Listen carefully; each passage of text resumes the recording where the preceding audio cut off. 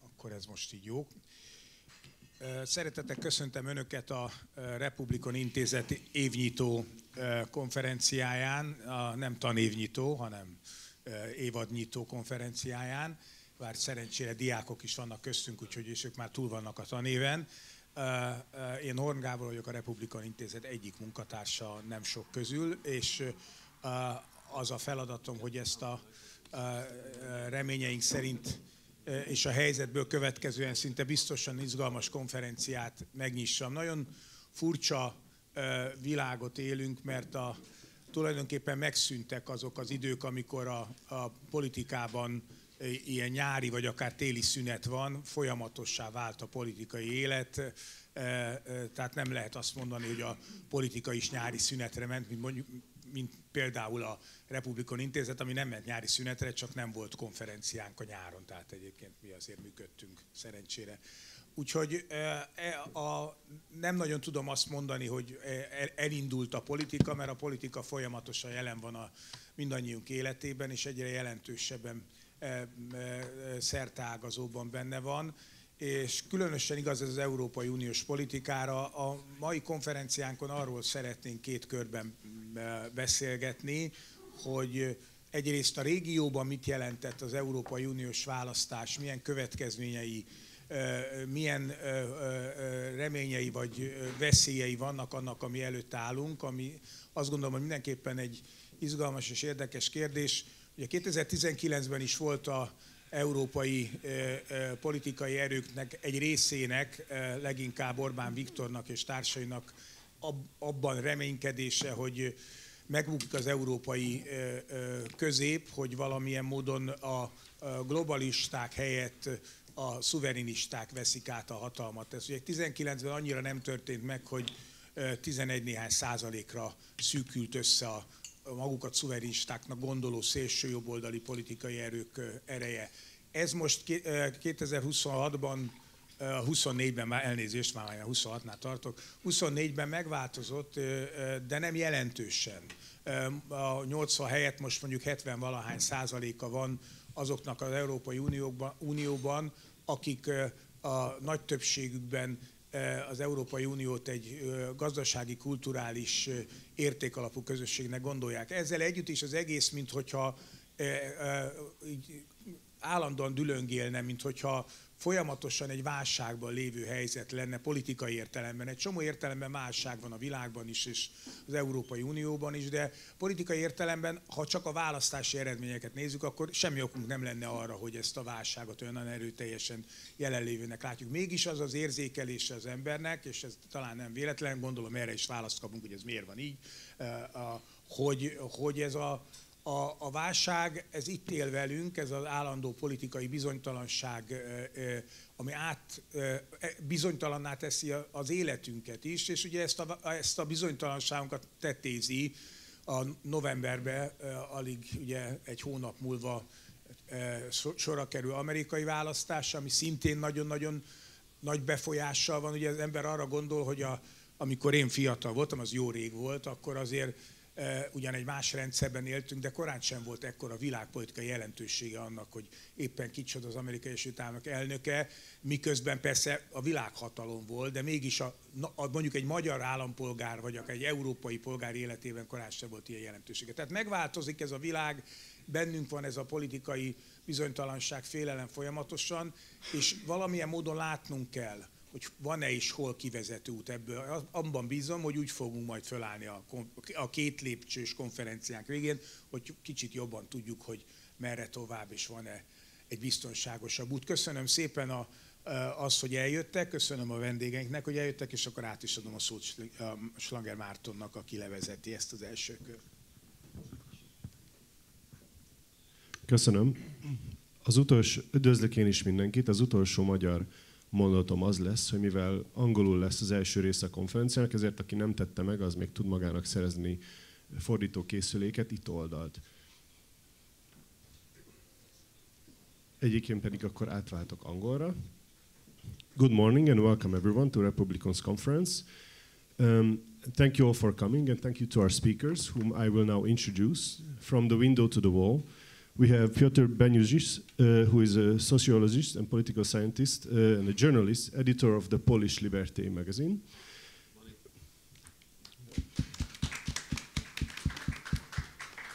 Then we have Vendula Kozlauskas, who is project manager and research fellow of the Association for International Affairs in Czechia. And then we have Branislav Vancho, who is a representative of Progressive Slovakia, so a member of the Slovakian parliament. And then our very own Zoltán Rancsburg, who is Republikon senior analyst. And Silvia Nagyivan from Austria, who is a senior researcher at NEOS Lab.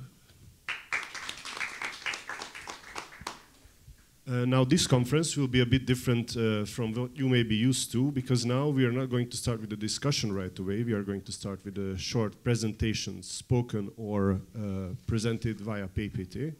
And I would like to, and this presentation or this short introduction will be for you to understand more about our neighbor's political situation, especially regarding the European parliamentary election that took place in June. So I would like to ask Silvia to start off and introduce us to the Austrian situation. Thank you. Many thanks. I hope you can hear me well. I will try to keep short. So the data I'm sharing with you refer to a policy brief Lukas Ustara and me published in May this year, so 1 month before the European elections. And the data appear to be still relevant because, as you can see, we have the European parliamentary elections since 1999. Here you can see the developments. Austria is a European Union member since 1995. And in the last year, so this year, you can see the far right has won the first place. So just for the explanation, ÖVP is the People's Party, the Conservative People's Party in Austria. The SPÖ is the Social Democratic Party. The far right, FPÖ, you can see, won the most votes. The Green Party, Grüne, is clear, and the party or party academy, so NEOS, Liberal NEOS, I'm representing, is founded in 2013. Before it was the Liberal Forum in Austria, and you can see why it was not represented in European Parliament is because the Liberal Forum dissolved, and in 2013 NEOS was founded and then merged with the Liberal Forum, and we can say that Austria does not have a liberal tradition, so this is the reason why we have about 10%, and the far right is growing. When we look at the voter turnout, we can see that in Austria the voter turnout was above the European average. The most were in Belgium and the lowest in Croatia. So, and our election campaign did not stop. So we also did not have any summer break because we are now awaiting the parliamentary elections in Austria next Sunday, so 29th of September. And all the forecast goes in the same direction, meaning that the far right will gain for the first time in history in Austria the first place. Although we had flooding in the last days and week, the forecast is not changing, regretfully. So in case it would have any influence, the Green Party would have gained more, but the Greens and NEOS are about 10%, which is expected, and it is expected that the far right, so the FPÖ, will gain the first place, and then it's the question if the Social Democrats or the Conservative one, which appears to be the most probable one, the Conservative one, it's against the second, and then of course the all the negotiations for the next government will start, and the main message of NEOS is to stop an Ibiza 2. Yeah? Otherwise, it might be in the direction, so I'm really saying it in a provocative way, a state capture in the direction of that with the far right. Okay, what we did in our policy brief is we used the Chapman the Chapel Expert Survey data. I don't know if you know that. For any case, I put the internet address here because you can also use all the data there for free. And we used the data to localize our political parties in Austria according to their EU position in correlation to the Galten axis. So if you do not know the Galten axis, what does it mean? It's here the x-axis. Gal means green, alternative, liberal, and tan means traditional, autocratic, and nationalist. And as you can see, NEOS party is the most pro-European party in Austria, and together with the Greens, also most alternative and liberal-oriented and green-oriented. And not surprisingly, FPÖ, the far right, is extremely traditionalistic, nationalistic, and EU-skeptic, or even anti-European. In the next step, we compared our political parties within their European families. And here you can see the ALDE and Renew family, the Liberal family, and the NEOS party, so the pink one, is also in this family, very pro-European and liberal. Just to be short now, the Conservative family, so the EPP, is more in the direction of traditionalistic, and also the ÖVP, since former Chancellor Sebastian Kurz, who was also ÖVP leader, it went down. So it went more Eurosceptic and traditionalistic, which was not the case in the 1990s, where we have this move. Then, from the ranking, the next pro-European party is the Green one, and it's also seen that the Green one within its Green family on the European level is also very pro-European, and the average is the Social Democratic Party. So it's in average in a way, so in the middle in Austria, and also within its European family, the Social Democrats family in the European Parliament, and not surprisingly, the far right is on one end altogether, and we chose all the political parties, regardless now the families which were now also formed all together with Fidesz and FPÖ. You can see anti-democratic and anti-European.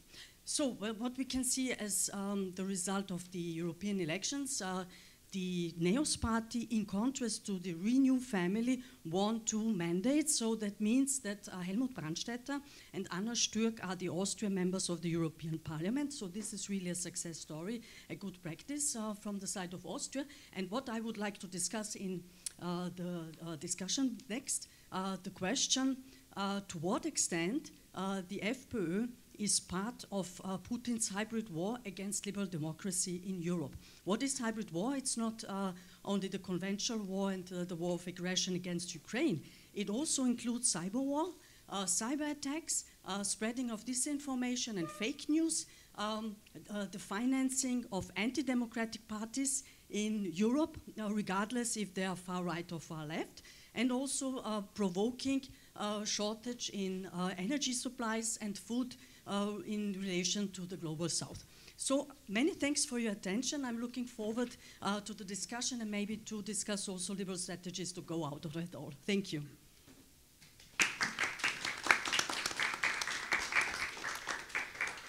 Thank you, Silvia.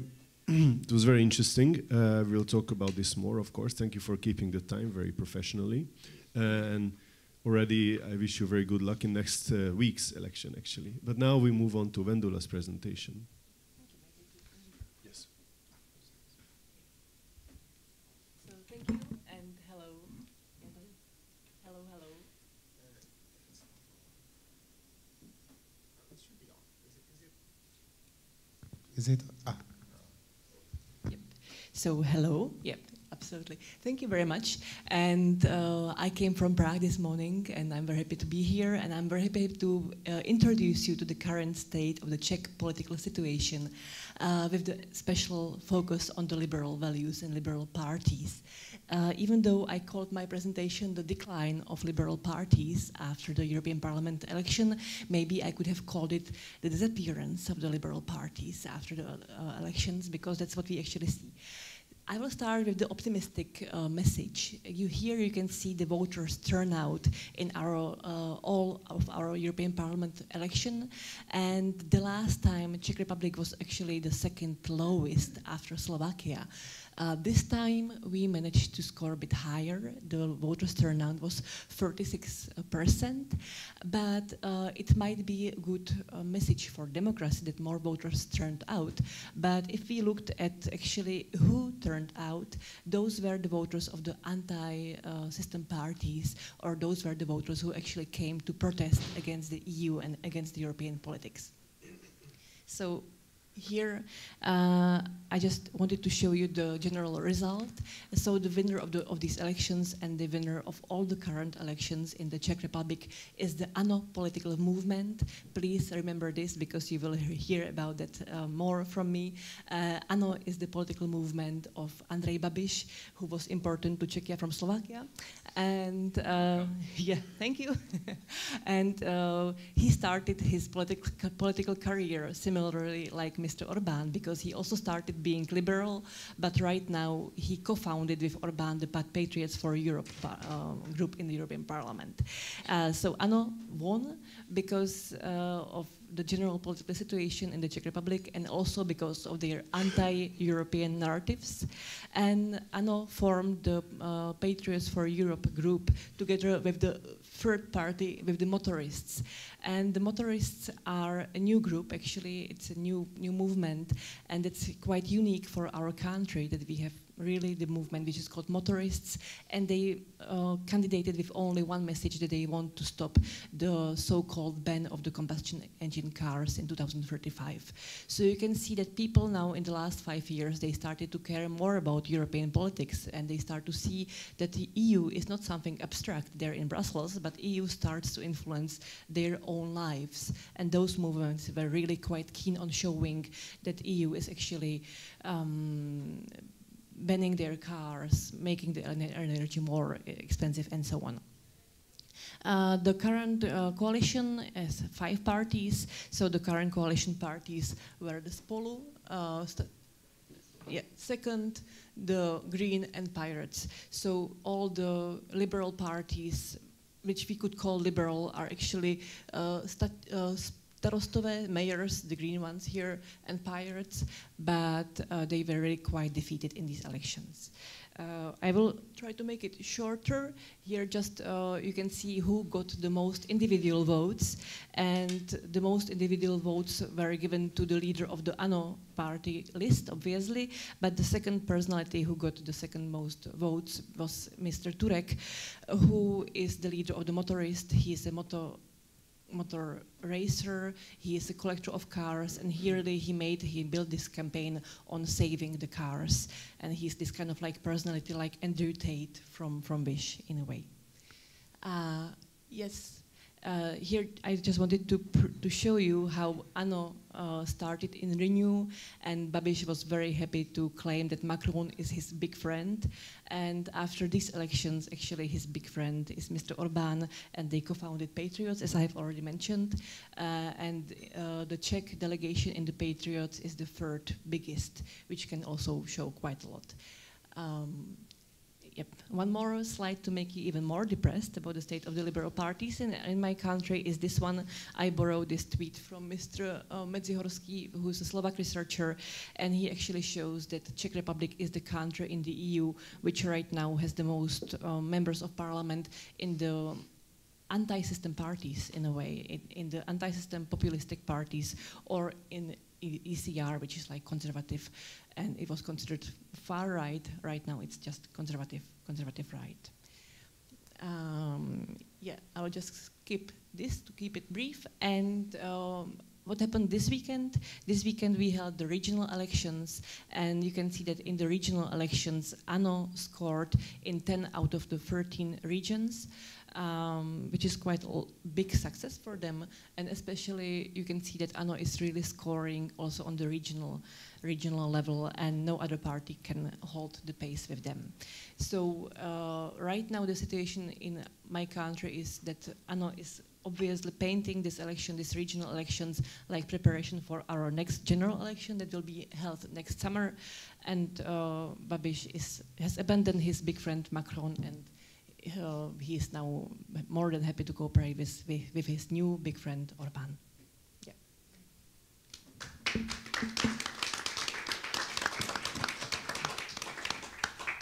Thank you so much for your presentation. Thank you for keeping it brief.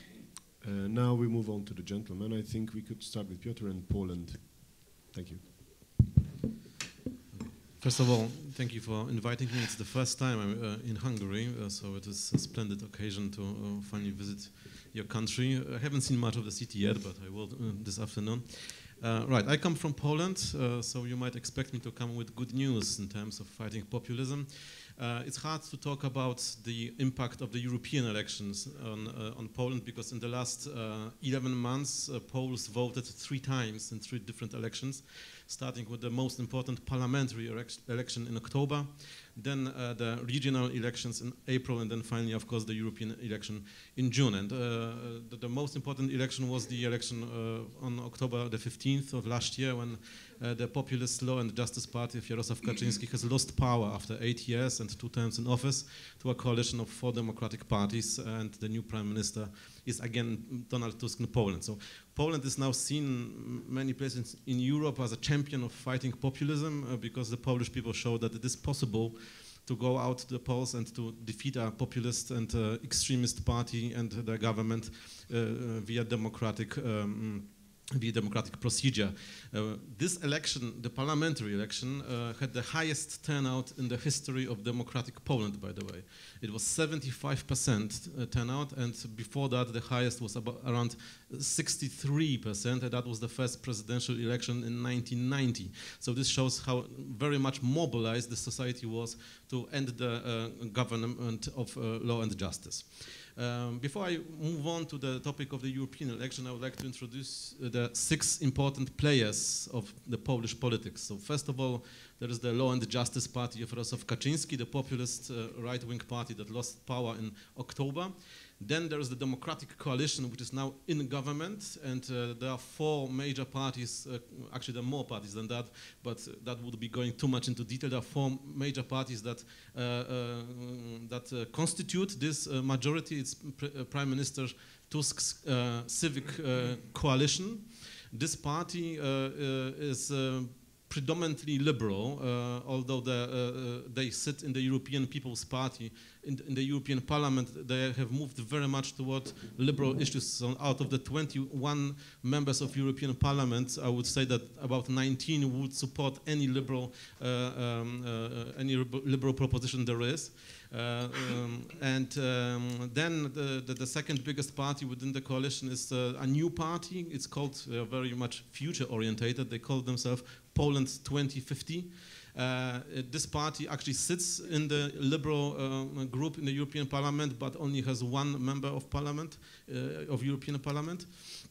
They have a conservative leader and a few conservative people at the top, but the party as a whole is very liberal. Then we have a Christian Democratic Agrarian People's Party, which is probably the most unliberal part of the Democratic Coalition, and we have the left, Social Democrats. These are the members of the coalition. And the 6th player is a far-right nationalistic party called Confederation. They actually call themselves because they sort of have some sentiments towards the South in the American Civil War. It's really embarrassing to talk about that. And they are a mixture of nationalists and libertarians, which support free market issues. So actually, they are an important player because they are able sometimes to win some liberal votes because of the free market stances. Yeah, and the result of the parliamentary election and the regional election is more or less the same. With Law and Justice came in first at the parliamentary election, but were not able to have a majority. At the regional election, it was Tusk's party who came in first. That was the only difference there. At the European elections, though, we have seen the rise of Confederation. Yeah? They have pretty much doubled their result, almost doubled their result from 6% to 12%. So it's clear that the people who vote far right in Poland I think, similar to many countries around Europe, are more mobilized, are fully mobilized to go to European elections. And since the turnout was much lower at the European elections, it wasn't 75% anymore, only 40%. So basically only half the people voted for the European Parliament. So their result became much better. And who lost is the Agrarian Party. They went down from 14 to only 7%. And at the moment, the coalition is rather stable, but there is one important issue with the result for the European elections. If that was a parliamentary election, then the current government, the coalition, would lose majority. It was just a little difference, but in terms of seats in the parliament, they would lose majority on this result. So, and Law and Justice, together with Confederation, would theoretically be able to have a majority. Although those two parties don't like each other, so it's hard to say whether they would actually form a coalition, but they would have a majority. So this worried, of course, the democratic politicians of the government, and some conflicts arose out of that within the coalition. So, for example, the left, which is very weak in Poland, they only get around 6%, and they actually went down from 8 to 6% between those elections. So they blamed it on their partners in the coalition, that it's because their propositions, which are important to the left-wing voters, are blocked by especially the Agrarian Party. Yeah, for example, you know that in Poland we have probably the last country in Europe that has a very strict anti-abortion rights. Yeah? And there is unfortunately no majority to change that now because the Agrarian Party is blocking this. Yeah? So the left blamed it on them because of that issue, which is extremely important to both liberal and left voters. Yeah? Another issue is, for example, Poland 2050, which is a liberal party, especially in terms of economy, blamed the other parties that they are blocking their proposition to lower the health premiums for entrepreneurs and self-employed people, which is an important group of voters because they tend to switch from democratic parties, such as Poland 2050 or Tusk's party, to Confederation. So these are voters who can sometimes vote the libertarians when they are unsatisfied with the Liberal Party's performance. So the coalition is now trying to, we have a new political season, they are trying to regain the initiative. But the Law and Justice Party, actually, they have even bigger problems. They are now in disarray. They are still licking the wounds after the loss. Many of the politicians are facing charges, criminal charges, because of things that happened in those 8 years.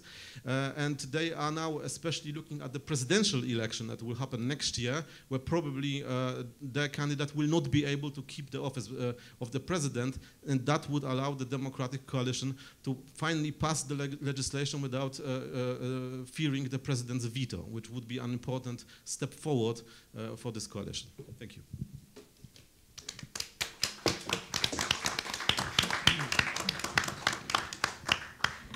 Thank you so much for your presentation. I think we can move on to Slovakia now. Hi, good morning. Thank you again for this kind invitation. I'm happy to be there to tell you something about Slovakia. The European elections, European elections were third elections in a row within 9 months, so similar situation than in Poland. And Progressive Slovakia won this election, which is good news that we won with clearly pro-European opinions, narratives and standpoints. And we were defending European values all the time very strongly and very clearly. So I think that's important to say that this is possible, and maybe it sounds obvious, but it wasn't like that. And there were many voices before that we should be like more moderate, we should be not so pro-European and be more like pro-Slovakian, but we emphasized, and we are emphasizing all the time, that we are pro-Slovakian, and it means that we are pro-European because it's the same thing in the end. And I think 28% of voters understand that, and that's really good news. To be honest, I was surprised that with this result, also the attendance, the turnout of the election was 34%, which was almost 14% higher than the previous elections. So even though other voters come, because we won also the previous elections in 2019 with 20%, and this year with 28%. And basically we haven't changed the agenda. We were defending the same values, the same opinions, and explaining how important it is to keep Slovakia in European Union, because the main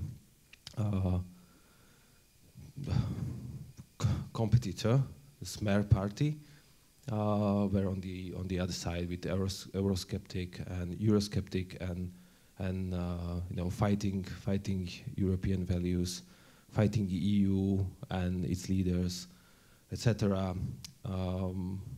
So it was really important to like catch up this fight and be the clear option for voters who think that the European Union is the only option for us at the moment in these circumstances. And the support of the EU lastly very increased, which is another good news in Slovakia. Which is also something which I believe is a consequence of this campaign, because if we didn't have such a campaign, it could be different. I believe that as a political leaders, that's our main task and role, like leading the country somewhere, and we are clearly saying where we are leading, where we want to lead this country. And I think that there is some at least correlation. On the other hand, the government is changing a lot of things. Last year, since national elections in September, they changed criminal codes to help their people which were accused from criminal acts. And they did a lot of work, but also we did a lot of work in opposition, and as an opposition leader, we did huge public protests. Also, we keep them in the parliament for long weeks, also during nights, trying to show people and explain people what's going on, because this criminal codes change wasn't done in normal process and procedures. In the ministry, it was written by people who were accused from criminal acts. So, yeah, it is what it is. Anyway, they have majority in the parliament, so we have to now move more outside the parliament, talk to people, explain them, talking and asking them about impacts.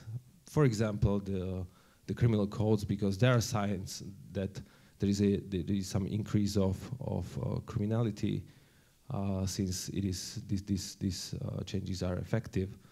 So, and also listen them about their issues and problems, and to prepare great program to be ready for the next elections. And because the thing is, since 2006, Robert Fico and Smer is in government is ruling the country 18 years, and there were two chances for democratic parties to do something, and they screwed up. So we cannot do the same mistakes.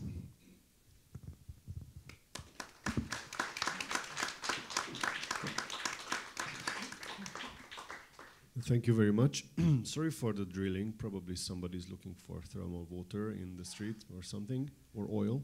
Now we move on to Hungary. This is something that probably our viewers or audience is a bit more familiar with, but I'm sure that Zoli can surprise you.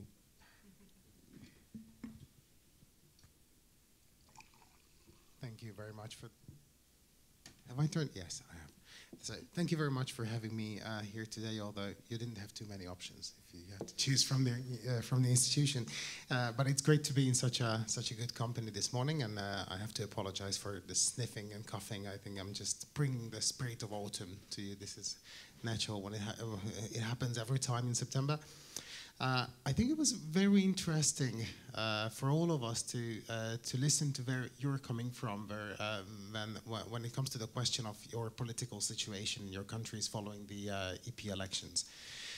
Because it's quite typical that even when we are talking about European politics and we are electing members of the European Parliament, the most important issues that voters make their decisions on are domestic issues. And this is something that's not unique to our countries, that actually true to, as far as I know from research carried out in various countries, that's true for practically all countries of the EU.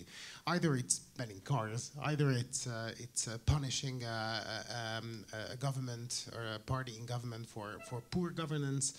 It's usually it's always the domestic issues that are the most important when people make their choices.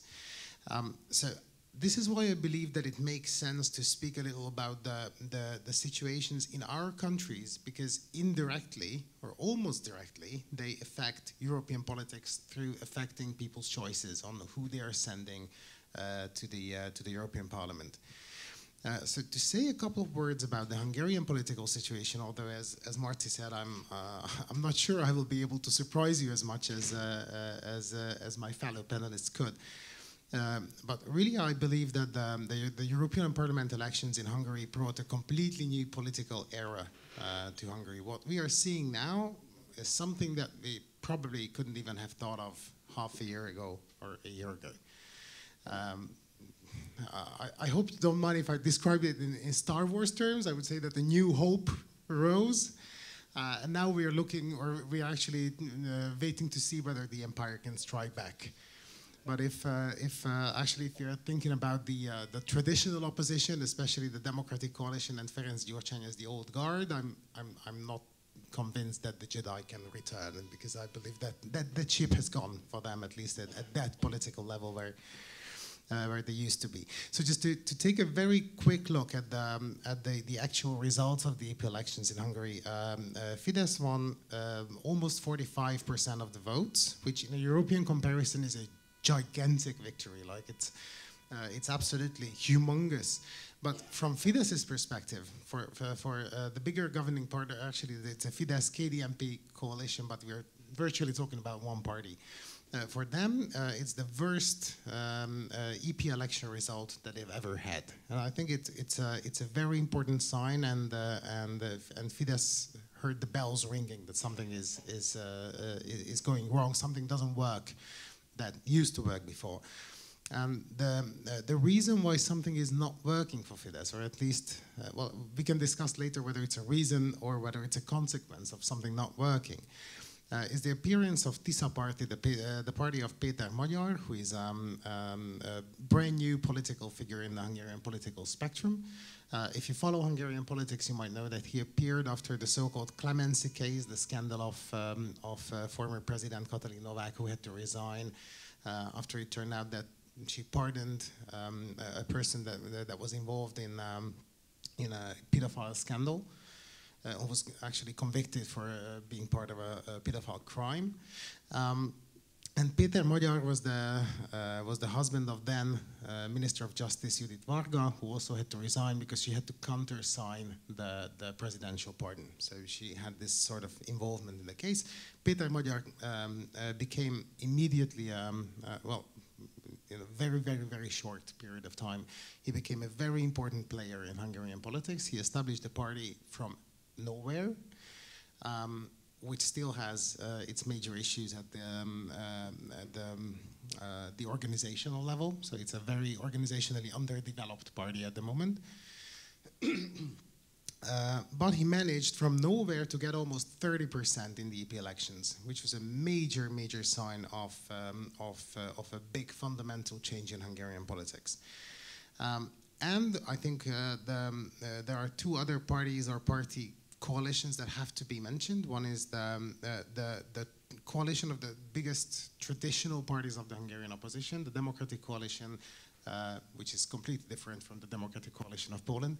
The Democratic Coalition, the Socialist Party, and the Dialogue Party, they cooperated in the elections, and the three together managed to get a very little more than 8% of the votes, which was a huge defeat for them. So this party coalition, or these parties in this coalition, used to be the second biggest political force in the country for long, and they tried to position themselves as the only potential choice for voters who are actually trying to get change happen in Hungary. And now their strategy obviously disappeared. And there is also, and especially from our perspective, very important party, Momentum, which was the only openly liberal party in the Hungarian political spectrum. And Momentum was probably the biggest loser of these elections because they got 3.7% of the votes. They lost both their European parliamentary representatives. And also, this is something that I didn't mention before, but on the same day when we had our EP elections, we had our municipal elections as well. And Momentum also lost its place in the Budapest Council, which is, you know, like Budapest is the big liberal capital of Hungary. It should have a strong liberal representation, but still Momentum fell out of the Budapest Council as well. And why I'm saying this, and why I'm going so deeply into the details of Hungarian politics, is because I think it's very, very important to see, and quite threatening to see from a long-term political point of view, that the political left and the political center, so I would say like liberalism, have practically lost all their representation in Hungarian politics. If you add up the votes that went to the right, like to Fidesz and to Tisza Party, because Tisza Party is virtually a right-wing liberal party, I would say. It has some liberal elements. Well, we don't know much about the policies, but it's certainly, I would put it on the political right. And even to votes that went to far-right party Mi Hazánk, if you add these up, it's around 83%. So I would say like something above 80%, 83% of the votes went to the political right.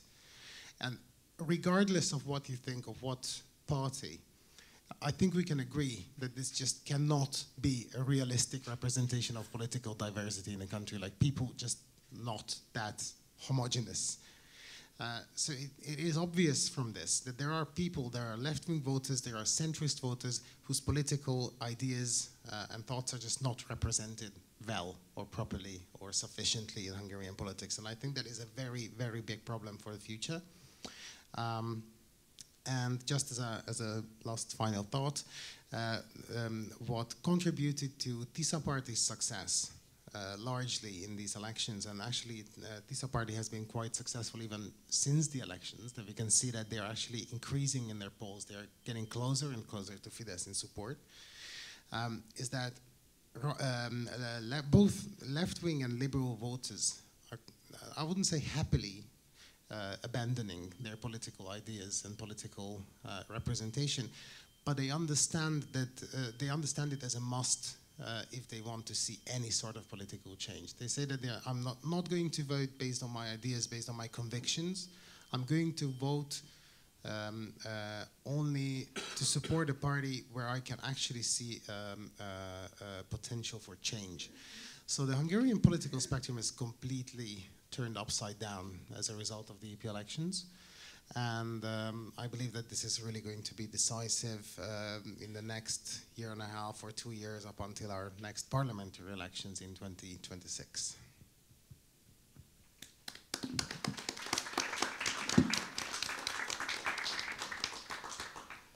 Thank you all for your presentations. It was very interesting. It really, all that you said really ties into a second topic. I was kind of contemplating what to follow up with next. But seeing as, for example, we've seen Austria, the right wing is ever the strongest ever, and the election is nearing. In Poland, was a very fortunate victory on the, let's say, non-populist or non-far right side. But like you said, now it seems that the majority, if there was an election again, it would be at least questionable, hopefully stable, but questionable. In the case of Slovakia, after Progressive Slovakia's government, now Fico managed to get back in power. Now it's Progressive Slovakia thankfully won the elections, but the Fico question is still lingering there. Essentially, and in Czechia we see that ANO went from Renew to Patriots and essentially becoming more strong again after falling out of power. So it really sets up for the question of the populists or the, let's say, in some other cases, far-right parties. Do you see that there is a real threat, especially considering the EP elections now, where the right was really grew in power in many countries, and especially the liberals, who we'll talk about a bit later, sort of fell back. How do you see the populist, the far-right threat in your country in the long term? Do you think that this is a varying, we are progressing varyingly towards something that is a far-right majority, a populist majority, or do you think that this is maybe due to the crisis of Europe, or maybe the crisis of the country or the economy, and hopefully there is still a ceiling for what populism can achieve in your countries? I don't have a particular order in mind. Maybe, Silvia, because you spoke a long time ago, you could start. Thank you. I would say there is a concrete threat because Putin is financing anti-democratic and anti-European parties in Europe. So it doesn't matter if it's the far left, as in case of Sarah Wagenknecht in Germany, or the far right with the example of the AfD, also in Germany. It doesn't matter because the distinction is, meanwhile, is a party anti-democratic or pluralistic? And Alice Weidel and Sarah Wagenknecht, for instance, when you listen to their statements, they're pretty similar. And this is, I think, really the new division, and which we have to be also aware of, because it's the same structure in a way when you compare all the developments in Europe with the autocrats.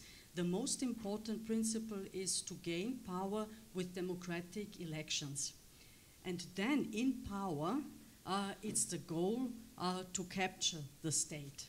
And in the case of Austria, so the FPÖ, you could see before Ibiza, the Ministry of Interior, so concretely Herbert Kickl, just tried to capture the Secret Service. And meanwhile, everything is not really clear, but we have investigative journalists in Austria who really clarified what was going on in 2019. Meanwhile, it's not everything is clear, but the message of all that is that the Austrian Secret Service was since that time, up to that time, in good contact with the Russian Secret Service. And this was the reason why the Austrian Secret Service also was isolated on the European level. And it was, I can say, it was really good luck for Austria that the coalition of the Conservative, ÖVP and Green Party was then reorganizing, or under that government, the Secret Service in Austria was reorganized, and the international contacts were started to activate. For that reason, the Pride Parade last year was not a catastrophe, because there were secret services and contacts that warned the Austrian Secret Service, so there were warnings, and a terrorist attack was really prevented. And you know the case of Taylor Swift concerts in Austria. It was again the international context which warned Austria. So it's not only the anti-democratic and European narratives and propaganda which the far right is forcing. It's really state capture. And state capture is really a risk on the individual level. So we have to be really aware of all the developments and observe each little step. So I would stop here. Okay, thank you so much. Not for stopping, but for what you said. So for all the time. Okay, maybe just follow up and bring also this international perspective to our national level, because I believe that we can't expect the traditional voting election results because we don't have the traditional situation in the world around us. Since the last parliamentary elections, we have lived through the crisis that we have never seen before. It was COVID pandemics, it's war in Ukraine, it's the worsening impacts of climate crisis. And the traditional parties are really struggling with answering and with kind of like reacting to this crisis. And for example, if I look in the Czech Republic, we see that the voters are just not satisfied with the ruling coalition. And the current ruling coalition is the least popular, second least popular in the history of Czech Republic. So maybe the voters are not voting for the populistic parties because they want some big turnout or because they want some revolution. I believe that they might be just voting for those populistic parties because they just simply offer easy solutions, and they offer easy solutions and economic prosperity. And especially in our case, the economic prosperity is a very strong signal and very strong aspect that people were considering when voting, because the populistic parties, and especially ANO and our far-right groups, they managed to paint the European elections and the European Union as something which is increasing the prices. And they painted the EU as something which is increasing the prices of electricity, as something which is increasing the prices for cars. And when we look at the sociological research, what kind of EU the Czechs want? They want a prosperous EU. They really care about their economic prosperity.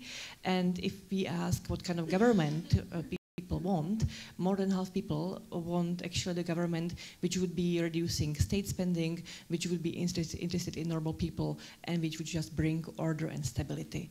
And unfortunately, the populistic parties are those that are promising order and stability, and in this kind of like unstable world, the amount of people in the Czech Republic who would be caring about the rights of sexual minorities, for example, or who would be caring about ecology, it's like 7 or 14%, comparing to more than half of voters who are caring about the economic situation. So, yeah, I don't think that the answer is easy here. Like, we don't have the political parties that will be promising solutions that are doable, but at the same time understandable and easy enough.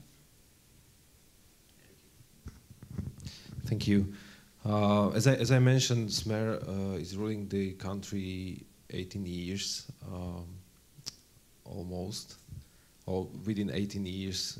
Last 18 years, there were just 5 years they were not ruling the country, and they are more populistic than ever before. And also they are, I think I can say they are far right at the moment. And they are basically a threat for original far right parties, which is nice from some point of view. But there are other parties which are really far right, clearly.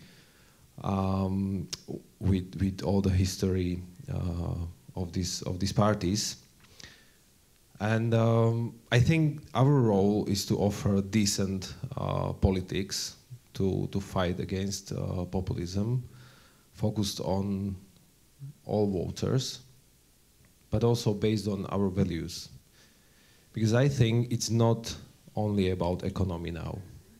And maybe Austria is a good example, because I think your country has everything. Like, of course, there are problems, but compared to Slovakia, Czech Republic, you are in good shape, I would say, from maybe our perspective. And despite that fact, FPO is going to maybe win next election. So it is about common grounds, it is about values, it is about identity, it's not only about economy. So, and we need to talk to those people who think that we are on the opposite sides. It is not true. These populists, they are telling them they are bad, they are not with you, they are, Soros, all those narratives to polarize the country, to put us against each other, and we need to get closer and to show them that we are not different, and basically we have same values.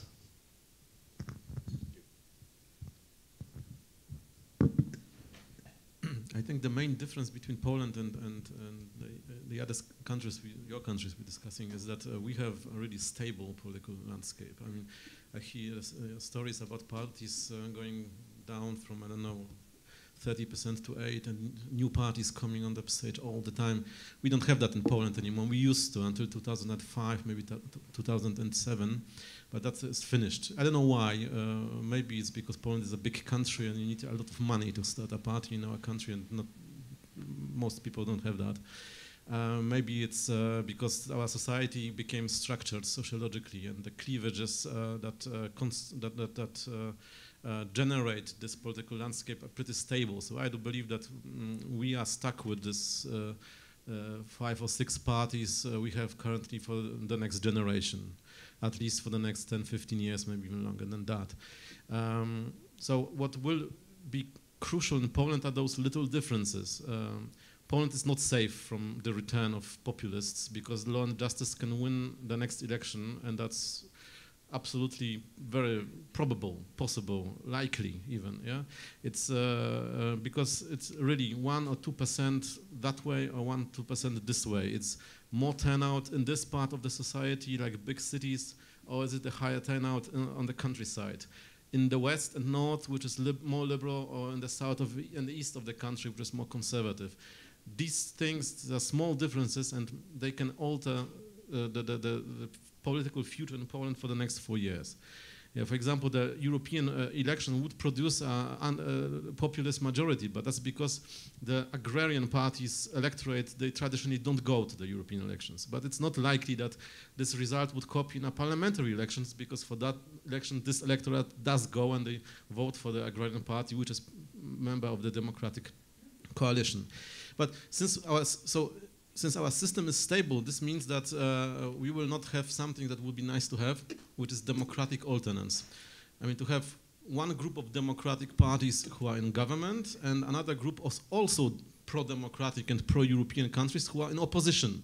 So that if a government fails and does bad things, then voters can move from one democratic coalition to a different democratic coalition instead of voting for populists.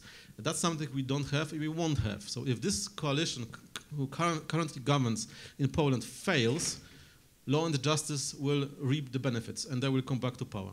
And as long as this is the case, and as I said, I do believe it will be the case for the next 20 years, the populist threat will remain in Poland. Talking about the small differences, the law and justice electorate has three pillars, 3 different segments. The nationalist and religious segment, that's the core electorate. They will, I don't think, never abandon this party.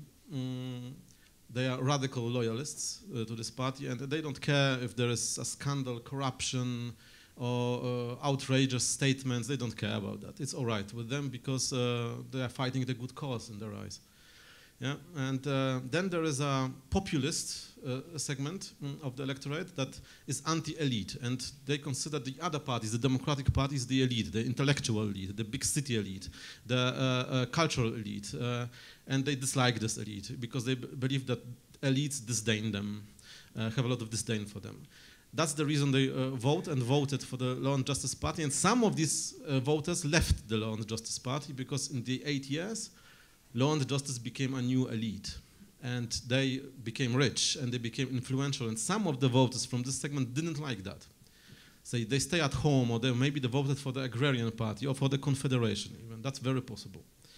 And the third segment is now the most interesting segment. That's the socialist segment. That's the segment of voters who actually prefer the values of the democratic parties, but they vote for the Law and Justice Party because of the promises to spend money on different benefits. Because the Law and Justice Party in the 8 years was the first who really introduced such socialist policy in Poland after 1989. And this segment has eroded rapidly. That's the reason Law and Justice lost, because after some years, they expect more benefits. Yeah, okay, it's nice we have those benefits you gave us to us, yeah, we are thankful, yeah, that's very nice, but now give us more. And the Law and Justice Party was not able to give them more because of the state of the budget. And that's why this electorate went away, partly to the left, partly to the Agrarian Party as well. So they might go back, and if they do, then Law and Justice Party will be back in government. Obviously, this shows that the current coalition must find some offer for those two segments of former Law and Justice voters, so they at least stay at home during the next elections. Thank you. Well, so last but not least. Yes. Oh my God, I have so many things to say, to react to what you said, and I had my couple of own thoughts as well. So I'm trying to put my thoughts together, and please shoot me down when I'm going over my time. First of all, I think it's very, very interesting what Piotr just said now about the influence of the state of the state budget on populism, because this is actually what I believe that we are also witnessing in Hungary as well, momentarily, that we have a government that has, instead of actually governing and coming up with policies, for roughly a decade and a half has been communicating instead of governing. And it is more and more visible that the state of the Hungarian state budget is really, really dire. The government is running out of money, is looking for financing outside the EU, but still we saw even in the last EP elections that when the government is unable to spend large amounts of money before the elections on very populistic measures, then the sort of populist approach cannot work, or at least cannot work that effectively as it could if they had lots of money to support it, which is not very surprising, because, you know, money runs the world. But to take a step back and to take a bit more theoretical approach, if you don't mind, because your question, I believe in your question you mentioned both right-wing threats and populistic threats, and I believe that we should actually separate the two, because when we are talking about populism, populism is not an ideology. Populism is, well, there are several different definitions for populism, but just a couple of those would be that that it's a political approach where instead of coming up with thorough policies that are good for long-term purpose or serve the long-term benefits of the people, they have their very quick returns and they serve the direct political interests of a political actor, or also what probably more of you mentioned actually, and that it has this way of juxtaposing the elites with the people and saying that this is a difference, and the populist is with the people against the political elites. But these are only a couple of potential definitions. They're more for populism. But what I'm saying is that simply being a populist doesn't mean that you're either right-wing or left-wing. And just take a look at the good, deep friendship of Viktor Orbán and Robert Fico. Like, they are coming from the two completely different sides of the political spectrum, at least originally. But I think if you're just simply taking a look at Viktor Orbán's political career, that is also very telling of what a very populist can be and what a populist can be. Because, you know, he himself started out as a liberal. It was only in 2000-ish, maybe it was 2000 if I'm not mistaken, when Fidesz actually quit the Liberal International. So Fidesz was a thoroughbred liberal party. Viktor Orbán was a liberal politician. But as long as he saw this quick returns and the easiest way to get power, then he immediately was ready to leave that political sphere, because populism is not about ideologies. And when we are talking about threats of populism, I think the question is deeper than simply talking about the threats posed by one specific party or a couple of specific parties within a political sphere of a certain country. I think what we are talking about, and that actually is not necessarily better, probably it is worse, is we are talking about the spreading of the populist technique, that politicians see the potential in simplifying their messages to the level where they are actually becoming virtually meaningless and they cover no real policies behind them. But they might appeal very much to the people that they are trying to communicate or trying to address. And if I may bring this Hungarian example back again, when I was talking about the appearance of TISA party, I mentioned that I'm not sure whether the appearance of TISA was a result of some troubles going on around Fidesz, or actually it caused Fidesz's troubles, but I think both are true. But if you take a look at TISA party's approach to politics, I would not say that they are not populistic. So what we are talking about is actually a race between two populistic parties. Their populism is a bit different because TISA party is not in power. Their strongest message, I believe, that it's going against the political elites, and that's what Péter Magyar, the leader of TISA party's main message, that he's something completely different from the old elites. Let them be right-wing, left-wing. He's something brand new. Viktor Orbán, after 15 years of governance, and you mentioned Smer being in governance for 18 years, but with a 5 years gap, so that's just 13, that's 13, right? So, well, we are almost at 15. So after 15 years of continuous governance, it would be very hard for Viktor Orbán to position himself as an anti-establishment figure. Although actually he's working on that, but in that, like he extended the sphere, and when he's talking about his anti-establishment position, it's not within Hungary, but in the EU and in the world, that he still poses as the renegade. So actually, from that point of view, their positions are not that different. So what I'm afraid of is that there's a race between populistic parties, populist leaders, and actual policies are getting lost in the background, and actual policy and politics making is getting lost. Thank you very much. Luckily, we have time to finish up with the other side of this question. My first question was very pessimistic, and it was obviously intentionally I painted a very grim picture of the situation here, but we can also look at it as an optimist, from an optimistic view. We could say that in Poland now, the liberal, or let's say democratic coalition is in government. In Czechia, there is a liberal government. In Austria, of course, the far right is now strong, but you have a liberal party at 10% or almost 10%. If we had that, that would be quite something. You know, we lost that. In Slovakia, of course, Fico is now back in power, but Progressive Slovakia won the EP elections. Lajos Odor, who our audience may know, is in the news often as the Hungarian-born prime minister. So he was the most popular in the popular vote for the EP elections. So, and you know, Péter Magyar is not a liberal. I think he's not anything. He is whatever he needs to be. He obviously comes from a right wing, from the Fidesz family, but if his voters are liberals, maybe he will also have to become more liberal as a good populist, if he is. Anyway, so we can say, if we are optimistic, we can say that liberalism is thriving in this region. We can say much harder that liberalism is thriving if you look at the Renew faction and how it's changing. It was going to be the third biggest now. That's not going to work. Anyway, my question is, how is liberalism doing? Do you think the outlook is grim? Do you think there is hope? Who are these liberal voters in your country, and are they all voting for liberal parties or something else? We still have 15, 20 minutes, hopefully, to finish this up. If you have any other closing remarks, please don't hesitate to say them. Thank you. We can start with Sylvia again, if that's okay. So thank you.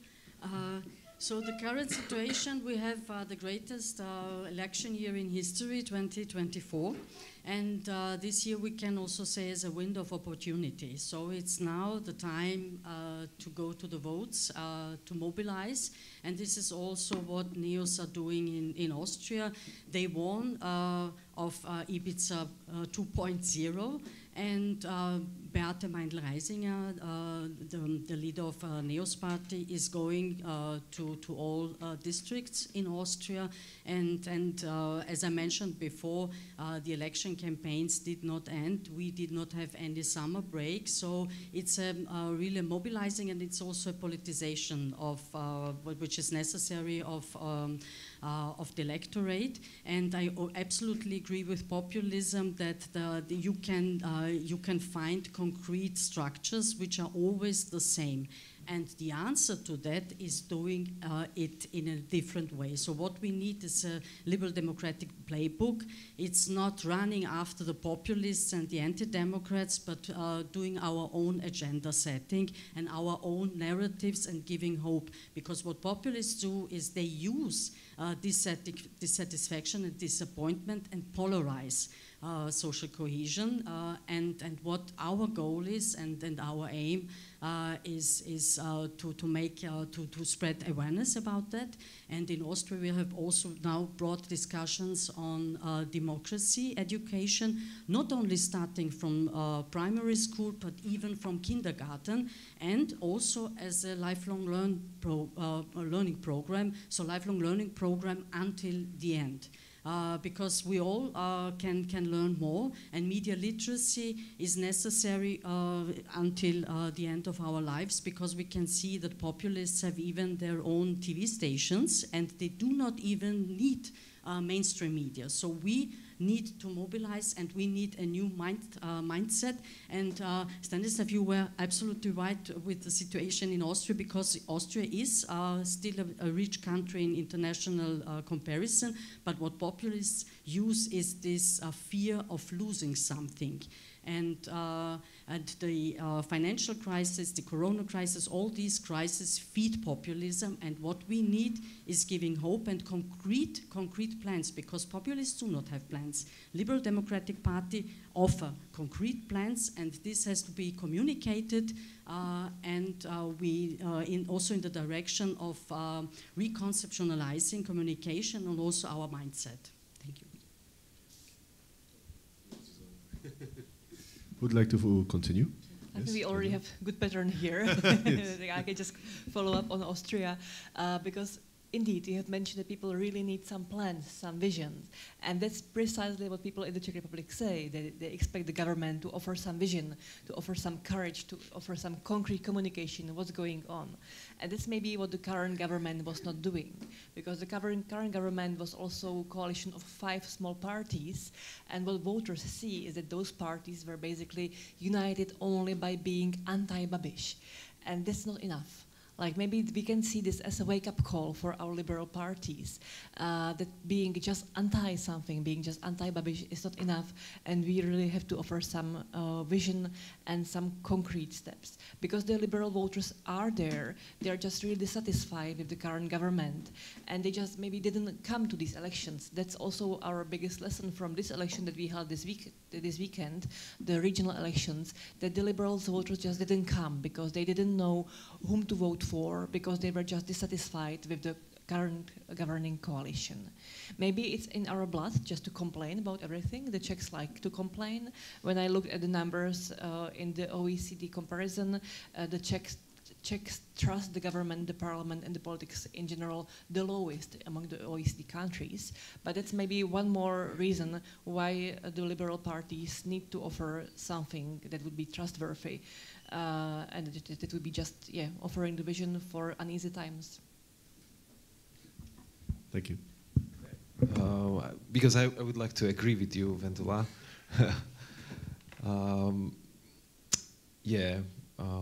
We need to offer something which is solid and decent, decent politics, as I said before, and moreover, now, for example, in Slovakia, the government is very difficult in very difficult situation, and partly, mostly, it is heritage of Smer and their governments, the previous governments. And within 1 year, they did nothing for people, like literally nothing. They changed those criminal codes which I mentioned. They gained control of public media. They significantly increased their influence also on private media, especially televisions, which is the main source of information for most of people. So it is very difficult for them anyway, because they have influence, they have control, but they have nothing to communicate. Like if you do nothing, you cannot lie all the time. The people will find out in the end that you are lying all the time, because I believe people are not stupid. They are definitely not stupid. So there is a hope that despite what they did regarding media, criminal codes, etc., they will be not able to bring people solutions, because they have no vision. They have no vision. They also have no energy to do something, really. We can observe it every day with MPs and also with ministers. They are afraid. Fico is like the main person who is, it should be as a prime minister to lead the country, also lead the government, but he has no energy to lead it somewhere, because he doesn't have goals for the country, just for himself. So we have to do the opposite thing, as you mentioned, Vendula, that there are goals, that we can move the country forward, that we have vision, which is good, at least good or decent for everybody, and talk about this with more people, not staying also in the cities, because liberals, they are used to, we like those places like this one, but also we like, and I'm from small village, I'm not from the big city, and we can talk to people, not only in cafes, but also in the villages and everywhere, where people are who would like to listen, who would like to talk, and would like to talk about their points of view. And if there are common grounds, we can find common grounds. We can find out common values, and then we can talk together more about the future. And I think people, they are keen for good changes, for a vision also for their kids. So also for normal people, for voters, it is very important to talk also with their friends and relatives and grandparents, and don't give up with this. I know sometimes it could be difficult, and sometimes and it's good to do it in a more listening mode, at least in the beginning. But we need to talk to each other. That's my main message. Thank you. May I just add a very quick remark, because I absolutely agree with you. The only thing which is different maybe in the Czech Republic is that the research shows that we don't have any strong fragments that you painted. We don't have any such a profile of voter, like a village voter who would vote in such a way. We actually see that the voters kind of create clusters, and it's more like, I don't know, like ice on the river. Like the ice on the river sometimes meets and goes together and sometimes separates, and we don't have such a profile of liberal voter who would be from a city and who would like to go to cafes and who would therefore like EU and like the green politics. Actually, we really have to speak, as you have mentioned, that we really have to speak across these different segments, because the segments in the Czech Republic change all the time, and we don't have such a strong profile, which is also maybe why the catch-all ANO party is so popular. In Poland, liberal voters are the core voters of this coalition, and they are loyal and determined to support it. I think this is the segment of the voters that Donald Tusk does not have to fear that they will walk away anywhere. There are basically two parties they vote for. As I said, the Civic Coalition formally belongs to the European People's Party group, but within the last 5 to 7 years they moved away from any last specters of conservatism, and they now are, I think, but I do believe, fully liberal party. And the New Poland 2050 party, which is a very good innovation to our political landscape, because they are more able to reach liberal voters or liberal-leaning voters in small towns. That was a big problem for Tusk's party in the last 8 to 10 years. They became virtually a metropolitan party, and Poland 2050, together with the agrarians, because they work together, they are able to bridge this crisis, and I think that they allowed the coalition to gain this majority. When it comes down to values, liberal values in Poland, the whole coalition supports political liberalism, and this is the, I think, main task for them, especially after the president will be changed next year, and hopefully a liberal president will take over in this office. Then there is a lot of work to do to restore the rule of law, to get rid of illegally appointed judges, to reform the constitutional tribunal, which is in Poland basically non-existent at the moment. If only the president, only there is a liberal president, this will be done in the next year and a half. Regarding different aspects of liberalism, this is a bit more difficult. Yeah? As I mentioned, abortion debate or LGBT debate, the coalition has to walk a thin line. They need to be careful that they don't lose those crucial moderate conservative voters that gave the coalition the victory, that support the agrarian party, that they don't go back to the Law and Justice Party or the Confederation even.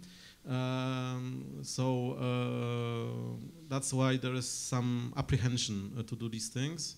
We'll see how it works out. There might be a referendum. There might be some measures that will not be the same as a legal change, but that will actually allow for some opportunities to have an abortion despite that. For example, with the state attorneys not prosecuting in these situations, that's one of the things that's being debated. And then when it comes down to economic liberalism, which is now, I think, that's where the actual crisis for liberalism is in Poland now, because even liberal parties move away from economic liberalism. Here, the obvious problem is that if the coalition goes too much into free market stances, then they will lose those socialist voters that left the Law and Justice Party, and they will go right back to the Law and Justice Party. And that's a big segment of the electorate. But there is a smaller segment of free market voters that can go to the Confederation, and they also need to be taken care of. So as you see, it's a thin line, and I think that Tusk will try to do some things for one group and some for the other group, and try to work out a strategy as he often did in the past. Thank you. Finally, Zoltán. Finally, is it finally? Yes. Yes, I'm the last. I didn't want to take the time for anyone, and I'm really trying to be brief. First of all, I'll be very glad if I could share your enthusiasm about the thriving liberalism in the region. I'm not that enthusiastic, although I'm trying to be finishing on a positive note. First, I think we are talking about two things here. One is the potential success of liberal parties, and the other is the potential success of liberalism and liberal ideas, liberal policies, liberal thoughts. And the two doesn't necessarily go together. And I think it's important to know, because when we are talking about the Hungarian situation, you know, Momentum, the only openly liberal party, got 3.7% of the votes, which is quite depressing from a liberal point of view, but it doesn't necessarily mean that liberal policies cannot appear elsewhere, couldn't be represented by other parties. And let me quote just very quickly a Republikon research that we carried out last year about different sorts of liberalisms, like how liberalism can be defined and how liberals can be defined. And our research last year found that that there were 19% of voters in Hungary who claim to be liberal. I have my numbers here because I tend to forget numbers. 15% are so-called human rights liberal, who agree with the human rights aspects of liberalism, and 10% we could call economic liberals. It actually rhymes quite well with what Piotr said about the decrease of economic liberalism. So it's definitely the economic aspect of liberalism that is the least popular in Hungary as well, and liberals tend to be quite leftist when it comes to economic policies. But overall, there are, of course, overlaps between these groups. But there are overall 36% of people in Hungary who can in either way be defined as liberals. That's a huge group of people. And I'm not saying that these would all vote for a liberal party, and we could see that 32% of them roughly didn't vote for Momentum in the 2024 EP elections. But these people are looking for political representation. These people are there. So what my positive message would be is that these people cannot be regarded as a lost cause for any liberal actor. And if there is a liberal party that can actually address these people on either of them, or through either of the political liberal aspects of liberalism, let it be human rights or economics or liberal identity, I think these people are there, and they can be a strong basis for a liberal party in the future. So that's what I really can believe in. Thank you very much. I see that luckily we have about 10 more minutes. I see some of you have been taking some notes. I would like to give you the opportunity to any one of you who would like to give a closing statement or something that they didn't mention and still want to, they can do it now. If there's anyone. It's not compulsory. It's true. Okay, so everyone is content with what they already said. Okay, thank you very much. If there is no further comments, then I would like to thank you very much for coming here. To our panelists for joining us for this discussion. For me, it was very interesting, especially to see, because there has been, I studied the V4 just a few months ago, especially, and you know, it's just been so many elections lately, and some elections are still coming up, and I try to capture this ambivalent feeling of I am a pessimist but also an optimist, because I see some right-wing strength, but I also I can't really dig the grave of liberalism just yet in the region. I think that we have some governments, we have some parties, and most importantly, there are voters who are still interested in the liberal values. So thank you for sharing your insights with us.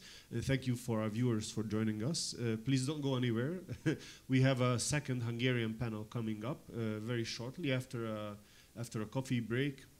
And of course, for you to we have translations, so you can join and listen in. Anyway, thank you for our panelists for joining us today. Thank you for listening to this panel.